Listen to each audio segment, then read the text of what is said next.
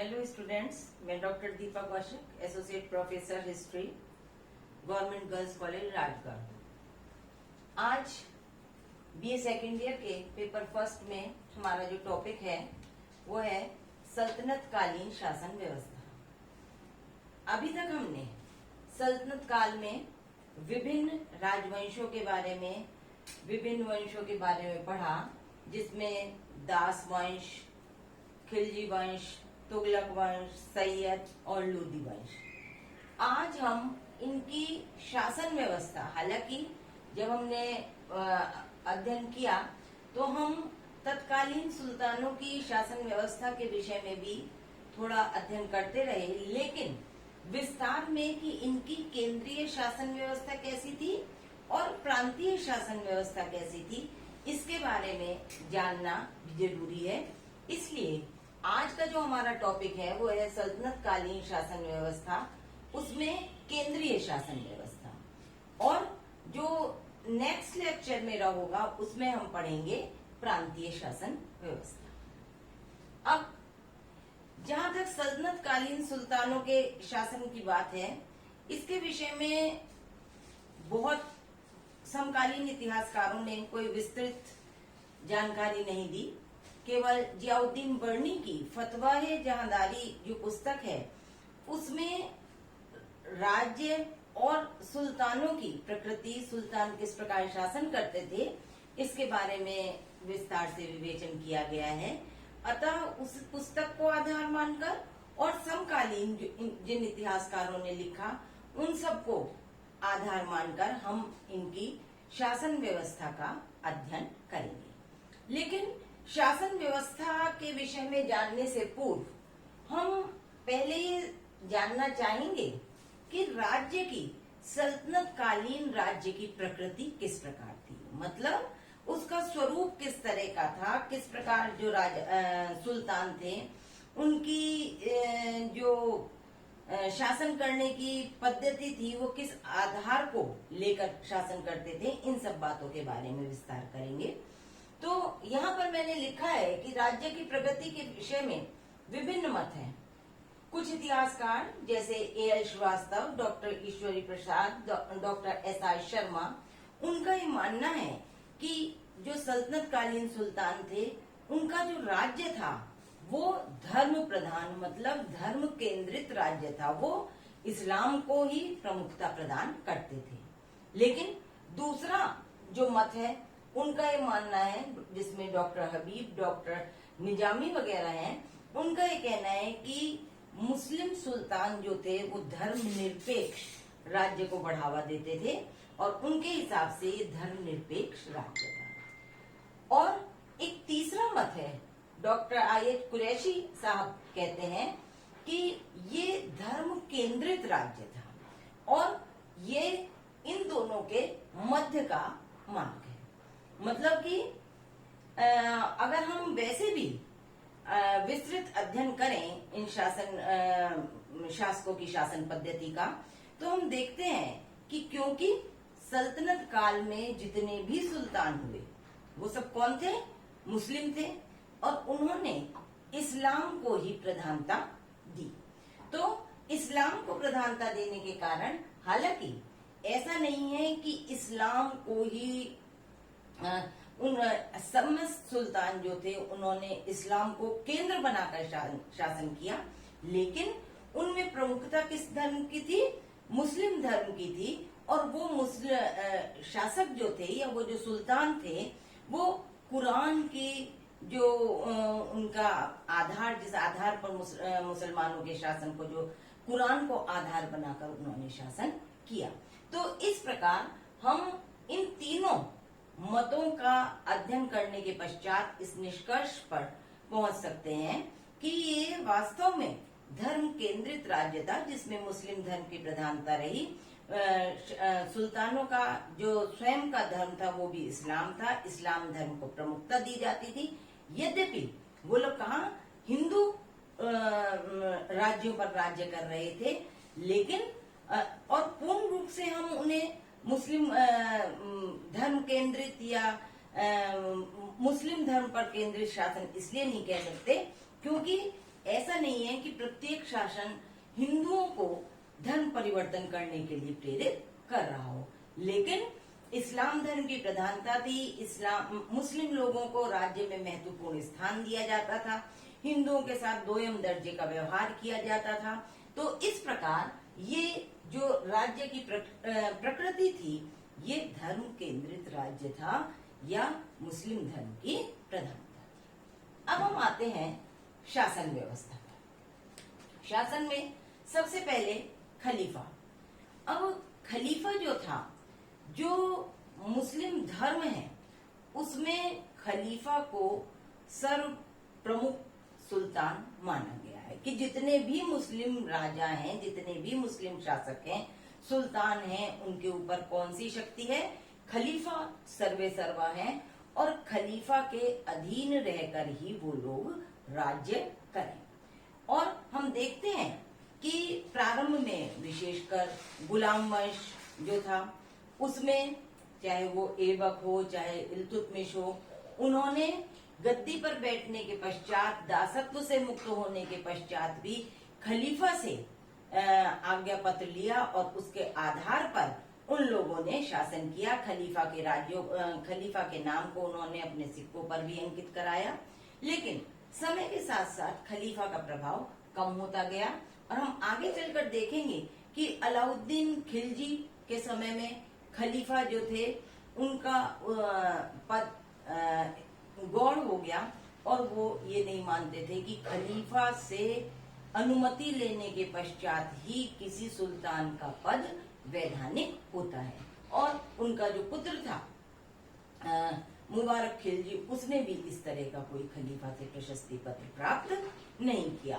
तो खलीफा, लेकिन फिर भी कुरान में और मुस्लिम धर्म में खलीफा को सर्वे सर्वा या सर्व प्रमुख माना गया। नेक्स्ट नंबर आता है सुल्तान का। सुल्तान, जो भी सुल्तान गद्दी पर बैठे वो राज्य की सारी शक्ति उनमें केंद्रित होती थी। कुरान के नियमों के अनुसार वो शासन करते थे। राजा निरंकुश होता था, राज्य की सारी शक्तियां उसमें समाहित होती थी, चाहे वो प्रशासनिक हो, चाहे वो सैन्य शक्तियां हो, चाहे वो धार्मिक हो, चाहे न्यायिक शक्तियां, हर एक में राजा या सुल्तान जो था वो प्रमुख होता था। लेकिन सुल्तान की और जो शक्तिशाली शासक होते थे उनके समय में सुल्तान के पद की गरिमा बहुत अधिक बढ़ गई थी। जैसे कि आपको यदि याद हो, जब हमने बलवन पढ़ा था तो हमने पढ़ा था बलवन ने राजत्व के सिद्धांत को सुदृढ़ करने के लिए प्रयास किए और उसने रक्त और लौह की नीति का पालन किया। ऐसे ही आगे चलकर अलाउद्दीन खिलजी, मोहम्मद बिन तुगलक, ये लोग भी बहुत प्रभावशाली शासक सिद्ध हुए। इल्तुतमिश भी योग्य शासक था। तो सुल्तान के पद की अपनी महत्ता थी और राज्य की सारी शक्तियां उसमें केंद्रित रहा करती थी। लेकिन सुल्तान के पद पर नियंत्रण करने के लिए या सुल्तान की शक्तियों पर कहें हम, नियंत्रण करने के लिए सल्तनत काल में अमीर वर्ग का भी एक उत्पन्न हो गया था। और ये जो अमीर थे ये राजा की शक्ति पर में, अगर राजा कोई गलत कार्य करता था या यदि राजा कभी निर्बल होता था तो उसे गद्दी से हटाकर ये गद्दी पर अधिकार करने का भी प्रयास करते हैं। रजिया के समय में आपने देखा होगा, रजिया के समय में अमीर जो थे वो उससे संतुष्ट नहीं थे और वो बार बार विद्रोह करते थे। ऐसे ही इल्तुतमिश ने चालीसा के दल का गठन किया, लेकिन बलवन ने चालीसा के दल का नाश कर दिया। तब तो मतलब ये मानना है कि यदि सुल्तान सबल है, शक्तिशाली है, तो अमीरों का प्रभाव इतना नहीं रहा। लेकिन यदि सुल्तान निर्बल है तो अमीर जो है उनका सत्ता में पूर्ण रूप से हस्तक्षेप रहे। अब इसके बाद जो मुख्य चीज आती है कि केंद्रीय शासन व्यवस्था में यद्यपि सुल्तान निरंकुश शासन था, राजा के दैवीय अधिकार थे, उसे समस्त शक्तियां उसमें निहित थी, लेकिन कोई भी सुल्तान अकेला संपूर्ण शासन का संचालन नहीं कर सकता, इसलिए उसकी सहायता के लिए मंत्रिमंडल हुआ करता था। यद्यपि ये जो मंत्री थे इन्हें बहुत अधिक शक्तियां प्राप्त नहीं थी और ये अपने विभाग के प्रमुख अवश्य हुआ करते थे, लेकिन उन विभागों में नियुक्ति का अधिकार, उन्हें व्यक्ति को पद से हटाने का अधिकार उन्हें प्राप्त नहीं था। जो अंतिम शक्तियां थी वो किसमें निहित थी? सुल्तान में निहित थी, लेकिन फिर भी इन विभागों का अपना महत्व था। यहाँ पर हमने 6 विभागों की बात करी है। प्रारंभिक जो सल्तनत काल था उसमें केवल 4 विभाग हुआ करते थे, लेकिन आगे आने वाले समय में 5वां और 6ठा विभाग भी स्थापित हो गया। शुरू में गुलाम वंश के समय में हमें ये चारों ही पद देखने को मिलते हैं। फर्स्ट इसमें आता है वजीर। वजीर जो कि सामान्य प्रशासन व व्यवस्था को देखता था, साथ ही कि राज्य से कहां से कितना वित्त संबंधी शक्तियां भी वजीर के पास हुआ करती थी और राज्य में कहां से कितना लगान आना है, प्रांतों से किस प्रकार लगान वसूल करना है। वजीर के अंडर में भी कई सारे उसके सहयोगी हुआ करते थे जो कि प्रांतीय स्तर पर कर वसूल किया करते थे। किस प्रकार कर का निर्धारण करना है, कैसे वसूल करना है, नकद रूप में लेना है, किस प्रकार करना है, ये सारी, और कि किसानों द्वारा समय पर लगान दिया जा रहा है कि नहीं, इन सारी चीजों की जानकारी रखना किसका कार्य होता था? वजीर का कार्य होता था। और इसका जो विभाग था वो दीवाने वजीरात के नाम से जाना जाता था। और इसकी मुख्य बात वजीर की ये भी हुआ करती थी कि जब सुल्तान किसी आवश्यक कार्य से या किसी सैन्य अभियान में शहर के बाहर हुआ करता था तो प्रशासन संबंधी संपूर्ण शक्तियां राजा में निहित हुआ करती थी। लेकिन जैसा कि मैंने पहले भी बताया कि किसी व्यक्ति को की नियुक्ति करने का अधिकार वजीर के पास भी नहीं था। हाँ, राजा या सुल्तान अवश्य उनसे सलाह लिया करते थे, लेकिन ये सुल्तान के विवेक पर निर्भर करता था कि वो उस सलाह को माने अथवा नहीं माने। दूसरा पद था आरिज़े मुमालिक। आरिज़े मुमालिक ये जो होता था ये सैन्य विभाग का अध्यक्ष होता था। सेना संबंधी जितने भी कार्य हुआ करते थे कि सैनिकों की भर्ती, उनका हुलिया निर्धारित करना, सैनिकों की योग्यता निर्धारित करना, घोड़ों की किसी जब युद्ध के लिए जा रहे हैं तो कितनी सेना जानी है, किस प्रकार के घुड़सवार जाने हैं, उन्हें कौन कौन सी शक्तियां हैं, उनके जागीर का या उनके नकद वेतन का जितने भी कार्य हुआ करते थे ये सब आरिज़े मुमालिक के अधीन हुआ करते थे। और ये जो विभाग कहलाता था ये दीवाने अर्ज के नाम से जाना जाता था। लेकिन यहाँ पर भी ये जो आरिज़े मुमालिक था ये सैन्य विभाग का तो अध्यक्ष था, लेकिन वो सेना का प्रमुख नहीं था। सेना का प्रमुख कौन था? सेना का प्रमुख सुल्तान ही हुआ करता था और सेना संबंधी जो भी महत्वपूर्ण निर्णय लेने हुआ करते थे उसका अधिकार सुल्तान के पास ही संरक्षित था। तीसरा पद था दीवाने इंशा।